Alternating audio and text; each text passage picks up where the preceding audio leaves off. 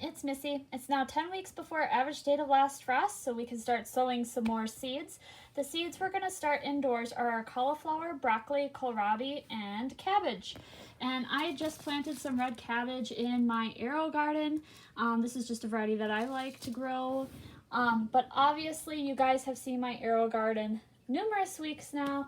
You don't have to see that process again. So I'm actually going to go to the third thing, which is storing the leftover seed in a cool, dry place. Because if you've been following me, you probably have a lot of open seed packets, and we need to store them properly to keep the seed viable for next year. And to do that, you're going to want powdered milk, a tablespoon, an empty, clean mason jar with lid, and facial tissues. And all you're going to be doing is taking your facial tissues, and I'm just gonna create a stack of about 3 to 4, like so. There.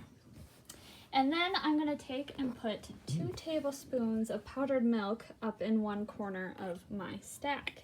Now, all the powdered milk is doing in this process is absorbing that excess moisture out of the mason jar we're putting our seeds in. Now, this isn't going to last forever. You are going to have to change out this powdered milk once every 6 months, but it is not something that you have to do so frequently that it's hard to keep up with. So all I'm going to do then is fold over my corners like so. So it's kind of like making an envelope, and then I'm just rolling it like that. Now you could take a piece of tape and make sure that it's sealed properly.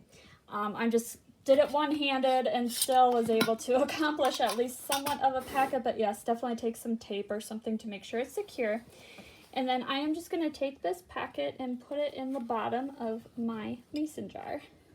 There we go. And then all you have to do is take the seed packets, preferably use a wide mouth mason jar compared to this regular mouth, so that way you have plenty of room to put in your seed packets. Once you have all your seed packets in there, you are just going to put, oops, that's the wrong lid. Put the lid and cover on, seal it up, and put it in a nice, dry, cool place to store. Make sure your seed packets are properly labeled if you're putting them in a separate envelope. Otherwise, that's how you store your leftover seed. It's pretty easy peasy, in my opinion. And then the fourth thing they want you to do is to tune up your power equipment, because we're gonna start getting out into our garden and tilling up the soil.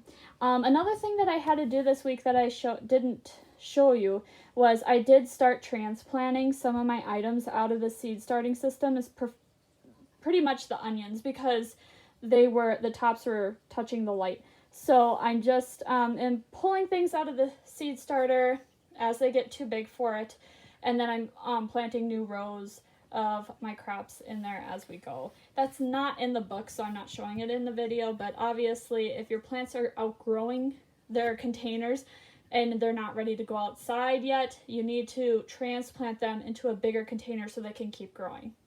If you have any questions, please let me know. Otherwise, thanks for watching, everyone. Bye.